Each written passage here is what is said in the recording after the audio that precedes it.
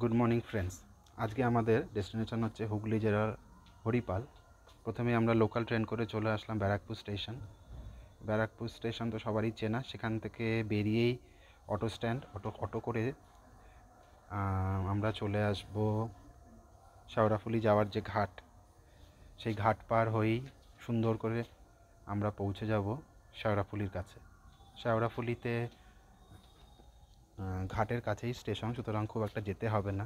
সকালবেলা গঙ্গাবক্ষে লঞ্চ করে গঙ্গা পার হতে খুব ভালোই লাগছিল। হালকা শীতে বেশ ঠান্ডাও লাগছিল, আবার মনে খুব আনন্দ ছিল। একটা ভালো জায়গায় ঘুরতে যাচ্ছি, হরিপাল বলে জায়গাটির নাম।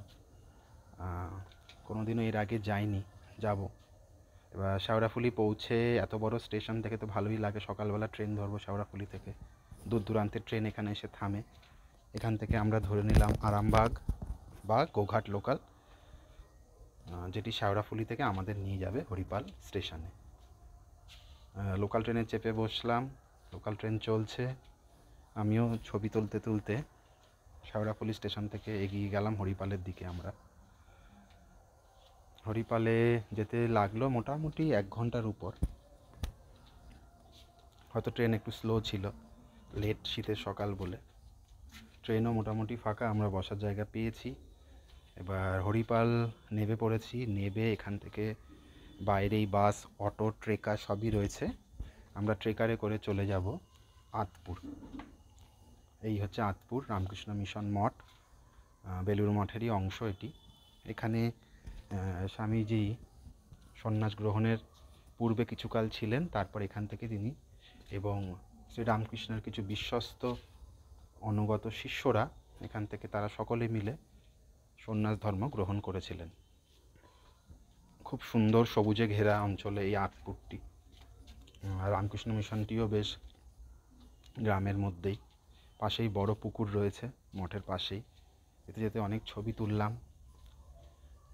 হালকা শীতে মিঠে মিঠে রোদ উঠেছে, আরও সুমধুর হয়ে উঠেছে পরিবেশ।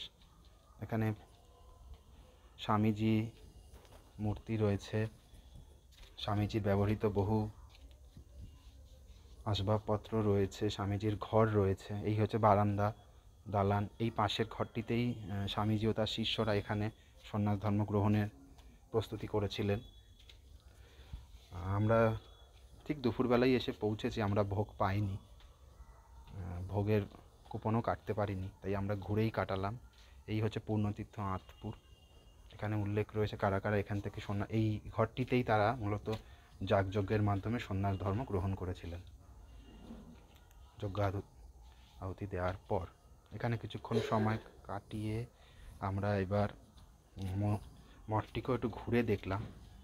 এটিও একটি মন্দির যেটি এখন বন্ধ রয়েছে। মঠের চারদিকে গাছগাছালিতে পরিপূর্ণ। এটি হচ্ছে পূর্ণতীর্থস্থল। ঘরগুলি বহু ঐতিহ্যমণ্ডিত। এই যে উপরে রয়েছে দ্বিতলে স্বামীজি ও শ্রীমার ঘর ছিল।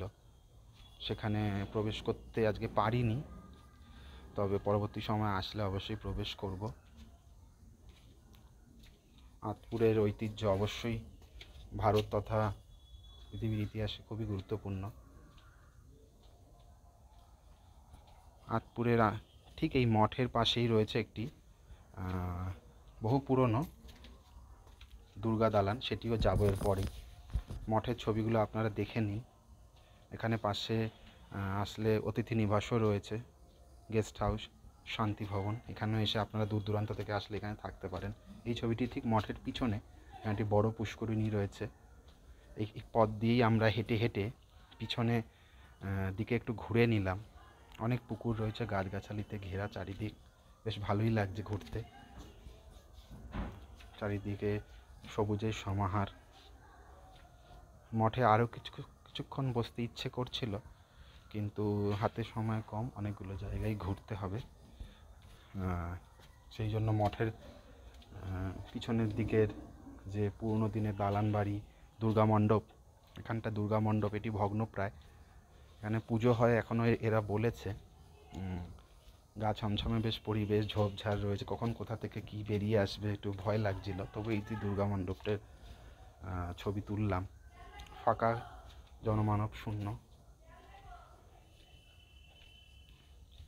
তাই কেউ বাধা দেওয়ার নেই, মনের আনন্দে ছবি তোলাই যাচ্ছে। আর কোথাও লেখাও নেই যে ফটোগ্রাফিতে বাধা রয়েছে, তাই ছবি তুলতে কোনো বাধা নেই। আর আর একবার এই সুযোগ পেলে আর ছাড়তে ইচ্ছে করে না।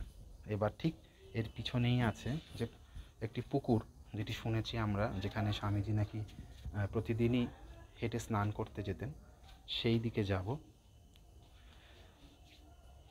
সেই দিকে যেতে গিয়ে এই ধানের গোলা পড়লো, আর সেদিকে এখন চললাম। হুগলি জেলার এটা হচ্ছে আঁটপুর। এখানে স্বামী বিবেকানন্দ এসে কিছু সময় অতিবাহিত করেছিলেন। আশেপাশে এত সবুজের সমাহার, এর মধ্যে দিয়ে এগিয়ে যাচ্ছি। ধর্মগ্রহণের পূর্বকাল পর্যন্ত এখানে ছিলেন, এখান থেকেই বোধহয় ছিলেন। আশেপাশের লোকজনকে জিজ্ঞাসা করে আরেকটু এগিয়ে যাব যে সেই পুকুরটি কোথায় আছে। খুঁজে পেতে বেশ ভালোই লাগছে। মন্দির লাগোয়া দেখা যাচ্ছে। এই মঠের ঠিক পিছন দিকটা দেখে নিন, আমরা পৌঁছে গেছি। গ্রাম্য পরিবেশ, সুন্দর গ্রাম্য বাড়ি, গাছপালায় ঘেরা, বেশ ঠান্ডা পরিবেশ। ওই জায়গায় যুগ আগে নির্মিত। অনেক গবাদি পশু আশেপাশে রয়েছে, কেউ কোনো ডিস্টারবেন্স করছে না, কোনো যানবাহনের শব্দ নেই, একদম শান্ত স্নিগ্ধ বাঁধানো পরিবেশ। পিছনেই মঠটি রয়েছে। এই বলে একদম গ্রাম বাংলার অপূর্ব সুন্দর।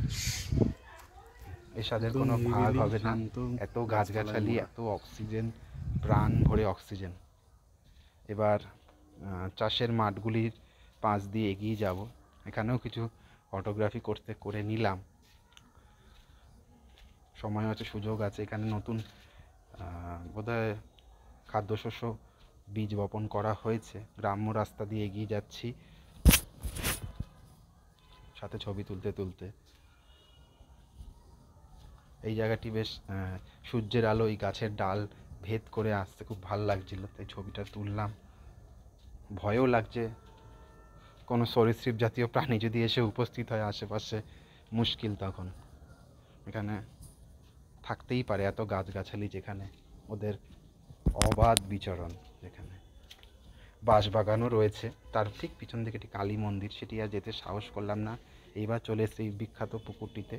পুষ্করিণী আয়তনে আরও বড় ছিল, এখন হয়তো কমে গেছে। এই পুষ্করিণীতেই স্বামীজি প্রত্যহ স্নান করতে আসতেন।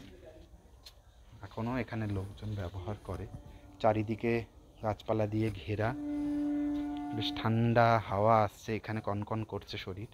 রোদও রয়েছে, কিন্তু তবুও ঠান্ডার আমেজ কিন্তু আমাদের কাঁপুনি ধরাচ্ছে। এই ছবিগুলোও তুলে নিলাম পুকুরের ধার ঘেঁষে যে চাষের জমিগুলো রয়েছে সেখানে। অনেক ছবি তুলে নিচ্ছি। এই পুকুরে আমার পিছনেই দেখতে পাচ্ছেন লোকেরা স্নান করছে, তাদের থেকেও জেনে নিলাম এই অঞ্চলের মাহাত্ম্য, এই অঞ্চলে আর কি কি গুরুত্বপূর্ণ স্থান আছে আমরা দেখতে পারবো, সেটিও জেনে নিলাম।